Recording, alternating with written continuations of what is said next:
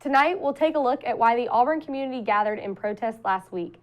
Then, we'll update you on how much current public speaking students can win in an upcoming speech competition. We'll also take a look at nationally by updating you on the tragic incident involving a prop gun on the set of the movie Rust. All on that and more coming up on Eagle Eye's Monday News at 6.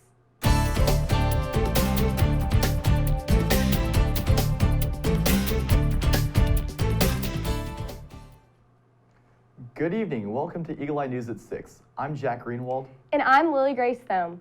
The Auburn University COVID Resource Center has reported 8 new positive COVID cases for the week of October 18th through the 24th. This number is about 12 less than the previous week of 20, continuing the decline with a slight decrease in new cases here at Auburn. In addition, the center has also reported that out of the 314 on-campus administered tests, only 5 came back with a positive result. That is a 2% positivity rate, which is a slight increase from the previous week's 1% rate. The East Alabama Medical Center has also continued their decline on hospitalizations and ventilator usage, spanning the week of October 18th. The center received 70 hospitalizations and 21 ventilators in use. You can stay updated on Auburn's COVID situation by visiting the Auburn COVID Resource Center website. After the announcement released last week that Auburn University planned to enact a mandated vaccine policy for employees in compliance with President Biden's Executive Order 14042, many took to the streets in protest. On Wednesday, October 26th, many gathered on Toomer's Corner, including students, Auburn area residents, and even families with small children with signs that said, "Freedom not force," and "Tyranny never wins." For more information about the vaccine mandate protest, visit our website, eagleeyeauburn.com, and search vaccine protest. The city of Opelika has recently announced a new partnership with Cardiac Solutions to install 114 new automated external defibrillators around the city as well as in patrol cars. The new system aims to place AEDs in open areas that are accessible to everyone and at all times, as well as ensuring that all parts are up to date and working properly at all times. Cardiac Solutions is a world leader in public access defibrillator programs and offers a comprehensive portfolio of AED programs solutions. To learn more about Cardiac Solutions, you can read all about them by visiting cardiac-solutions.net. Canine heartworm disease is a serious and potentially fatal disease of dogs worldwide, with cases predicted to increase as time goes on, but Auburn University researchers may have created a way to decrease this inclination. An interdisciplinary research team have recently developed a non-invasive heartworm detection method that relies on breath volatiles that can be tested in less than 2 minutes, making their system fast and painless compared to existing testing methods that require blood samples. The research team is comprised of Assistant Professor Lindsay Starkey and Professor Byron Blackburn of the College of Veterinary Medicine's Department of Pathobiology, Melissa Boersma, an analytical chemist and director of the mass spectrometry lab in the College of Sciences and Mathematics, and Associate Professor Sarah Zodi, a vector-borne disease expert in the School of Forestry and Wildlife Sciences. Auburn has filed a patent on this new technology and are seeking a co-development partner to make it market-ready. Feeling some post-Halloween blues this week? Well, we know how to get you in your spirits.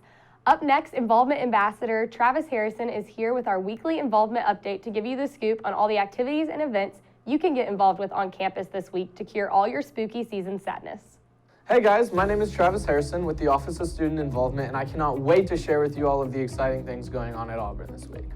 First up is the Dia de los Muertos celebration being hosted by the Spanish Club. They welcome everyone to come, whether you can't speak Spanish or if you're fluent, to come and learn about Dia de los Muertos and possibly even stay to watch the movie Coco. It's going to be in the Student Center in room 2225 on Monday from 6:30 to 7:30 p.m. Next up, on Wednesday from 5:30 to 8 p.m. in the Student Activities Center, the International Student Organization is hosting its annual Peace Dinner. This is a collaborative program that allows every single participating organization to serve their best traditional food item. Last year, there were dishes from India, Turkey, Nepal, Spain, and even many more. There isn't any other campus event like this, and it's a ton of fun. Make sure to RSVP on AU Involved because spots for this event do fill up rather quickly.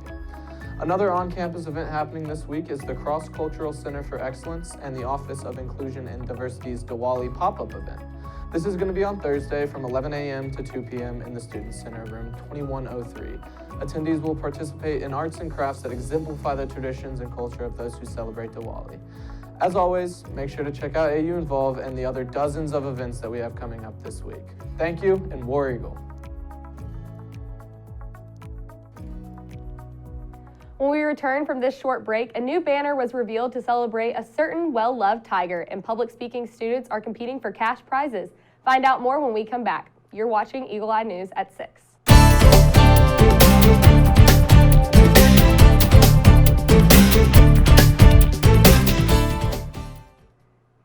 A new addition to the Melton Student Center was revealed this week when Auburn showed off a brand new Aubie Banner celebrating the school's decorated mascot.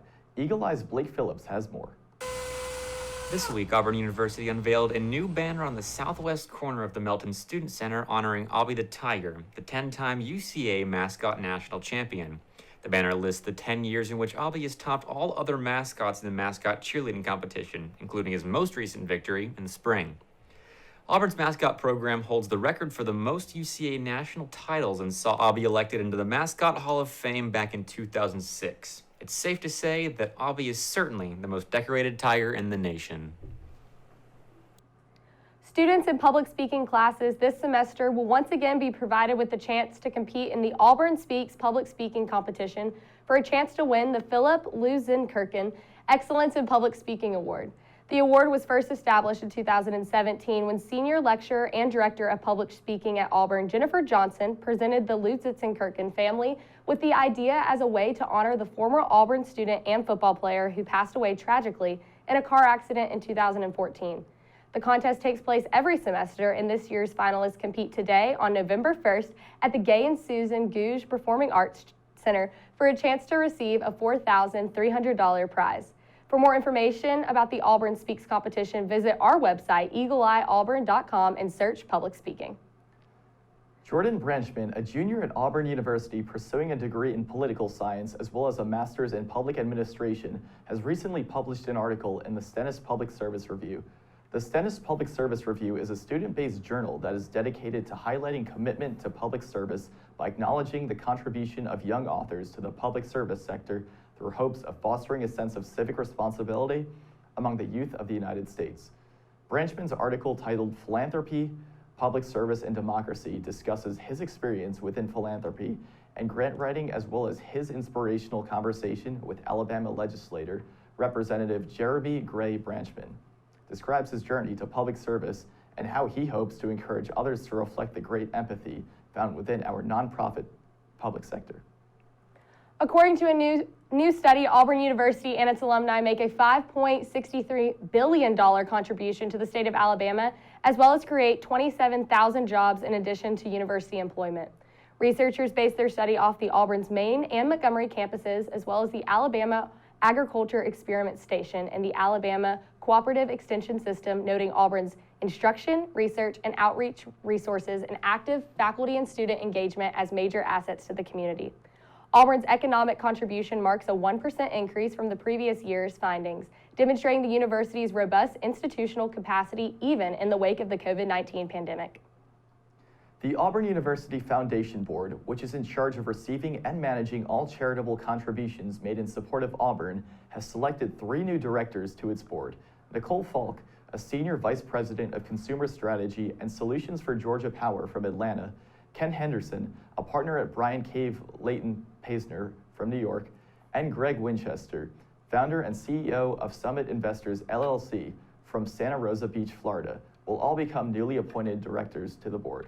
In anticipation of the new directors, Senior Vice President for Advancement and President of the Foundation, John Morris, stated, "We are grateful for their willingness to join our efforts to strengthen philanthropic support and to advance Auburn's mission of teaching, research, and outreach." When we come back, the FDA has finally approved the Pfizer vaccine for children. We'll tell you what comes next, and President Biden lays out his climate plan. Find out what that means after the break. You're watching Eagle Eye TV, Auburn's news leader.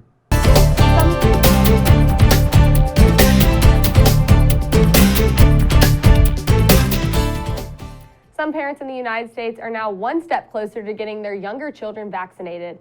On Friday, the Food and Drug Administration granted emergency use authorization of the Pfizer's COVID vaccine for children ages 5 to 11. The question on everyone's mind now is, what happens next? Pfizer can start shipping vaccine doses for those younger kids 5 to 11 because the FDA just granted emergency use authorization. There could be shots in little arms as soon as Wednesday if the CDC green lights. This is a great day for the health and well-being of children. Vaccine mandates for older folks are the hot button issue right now. Florida's governor just filed suit to halt an upcoming mandate for federal contractors. You know, many people have recovered from COVID and also have strong immunity through prior infection. A CDC study of 7,000 people hospitalized with COVID-like illness, published at lunchtime, states we now have additional evidence that reaffirms the importance of COVID-19 vaccines, even if you have had prior infection. Vaccination can provide a higher, more robust, and more consistent level of immunity. In Rhode Island, a mandate kicks in for state health workers Sunday. There are holdouts. We'll work on other plans to activate strategies, including the National Guard if necessary. In Iowa, lawmakers passed a bill granting unemployment benefits to anyone fired for failing to get a shot. And in Oakland, California, the school board voted to unenroll currently eligible but unvaccinated kids come January 1, or teach them online only. Many of the world's leaders gathered in Glasgow on Sunday for the COP26 United Nations Climate Change Summit. Much of the emphasis was placed on the need to meet the urgency of the moment. Upon taking office, President Joe Biden recommitted the U.S. to the Paris Agreement after the previous administration sought to withdraw participation. But while Biden seeks to advance his climate agenda on the global stage, a continued battle in Congress over domestic climate policy is drawing divisions within his own party. President Joe Biden arriving in Europe, still without a done deal on the $1.75 trillion economic package that underpins his domestic agenda. But the White House remains hopeful. We're going to get it done, and the president is pushing it forward. The plan as it stands includes $555 billion for climate programs, including clean energy tax credits, the creation of a civilian climate corps, and boosted investments in manufacturing, solar, wind turbines, and batteries in the U.S. We're going to have the biggest investment in climate ever. The timing is critical. The administration hoping action in Washington will boost U.S. credibility on climate on the global stage as Biden joins leaders from around the world for COP26, the much anticipated United Nations Climate Change Conference. Well, the president's goal is to make sure that we go to Glasgow holding our head up high. We're going to provide the kind of national leadership that other countries expect. The annual event in the spotlight after a year of deadly fires, droughts, and storms has left little doubt that climate change is happening now and leaving no part of the earth untouched. We are seeing all over the world some very scary, intense weather patterns and climate patterns that could affect our global economies. The goal of the conference, to recommit to the 2015 Paris Agreement and address new targets amid an accelerating crisis. Scott Sklar, an expert in sustainability and energy, says the U.S. needs to take the lead for the world to meet those goals. And I expect we'll have a lot of willing major industrial leaders, countries, joining this club. And if we're tepid, they'll be tepid. The expectations for further action are high, while the ability to reach consensus is still uncertain. It's an emotional game and a political game, but the results of this game are very important to the quality of our global life together. The hope that new climate action at home and abroad isn't too little, too late. In Washington, Isabel Rosales. In New Mexico, authorities are saying the investigation into the fatal shooting of the set of the movie Rust is focusing in on two people, the film's assistant director and the armorer. But the Santa Fe County Sheriff says no one has been cleared yet, including actor Alec Baldwin, who fired the fatal shot. The investigation into the fatal shooting on the set of Rust zeroing in on key individuals. There's 3 people that handled the firearm prior to the death of Miss Hutchins. Those people will be interviewed, are the focus of the investigation, and nobody's been cleared as of yet. Actor Alec Baldwin, who fired the gun that killed the film's director of photography, Helena Hutchins, and injured director Joel Souza, recently seen in these TMZ photos with his family, keeping a low profile in Vermont. Assistant director Dave Halls, who told authorities he handed Baldwin the gun during that rehearsal, and armorer Hannah Gutierrez, who was in charge of weapons on the set, according to investigators. All key to determining how a live round got on set. That's going to be the million-dollar question, is how a live round ended up in the revolver that Mr. Baldwin fired. An affidavit for a search warrant for the prop truck where the guns was stored on set revealed that Assistant Director Halls acknowledged he failed to fully check the firearm when Gutierrez handed it to him, saying Halls could only remember seeing 3 rounds. He advised he should have checked all of them, but didn't. We're going to continue the investigation. We'd like to do some follow-up interviews with Mr. Halls and get some clarification on exactly what he meant by that statement. The warrant also shows that Gutierrez told investigators no live ammo is ever kept on set. That was a live round that struck and killed Miss Hutchins, so that is not an accurate statement as far as I'm concerned. CNN has reached out to Halls and Gutierrez for comment, but has not gotten a response. I think there was some complacency on this set. The actions of Halls and Gutierrez are key to investigators determining how and why live rounds were present and whether anyone will ultimately face criminal charges. Can we get to that bar of somehow proving that reckless standard, that willful disregard? And it's just simply far too early to say. When we return, find out which holiday we're celebrating today and what events around town can cheer you up and get rid of your post-Halloween blues. Stay tuned.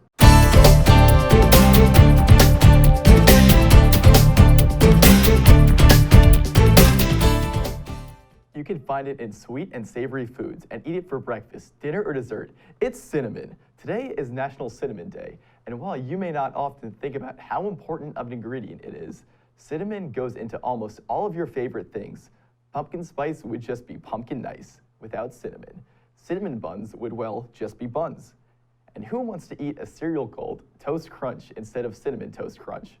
No wonder it's often the most often purchased of all holiday spices. Celebrate National Cinnamon Day, spicing up your day with America's favorite spice and getting your favorite cinnamon goodie to enjoy this evening. With Halloween having come and gone, it's time to look towards the rest of the holiday season, and what better way to do that than with Opelika's Chamber's Snopelika event on November 30th. Snopelika will be filled with all sorts of fun Christmas events. Starting at 4:30, attendees will be able to visit the Winter Wonderland Festival and visit vendor booths. Then at 6:30, it's snow time. Artificial snow will begin to fall while the Opelika High School Marching Band leads everyone from the courthouse square down to the Christmas tree to round off the night with a tree lighting ceremony. To find out more about the upcoming Snopelika event, visit our website, eagleeye.com, and search Opelika. We promise this pet of the week isn't the star of a horror movie franchise, and instead, all he wants is love and cuddles. Chucky is a super handsome fella who loves roughhousing with his friends and is always up for a tasty treat or two. He's known for having the best freckles in the Lee County Humane Society and flaunts them all day, every day. Chucky is a 1-year-old neutered, vaccinated, and microchipped. He's heartworm negative, and his adoption fee is $115. Apply online for him today. We're out of time, but for more Auburn news, head over to our website, eagleeyeauburn.com, and check out our social media pages. I'm Jack Greenwald. And I'm Lily Grace Stone. Thank you for watching, and War Eagle.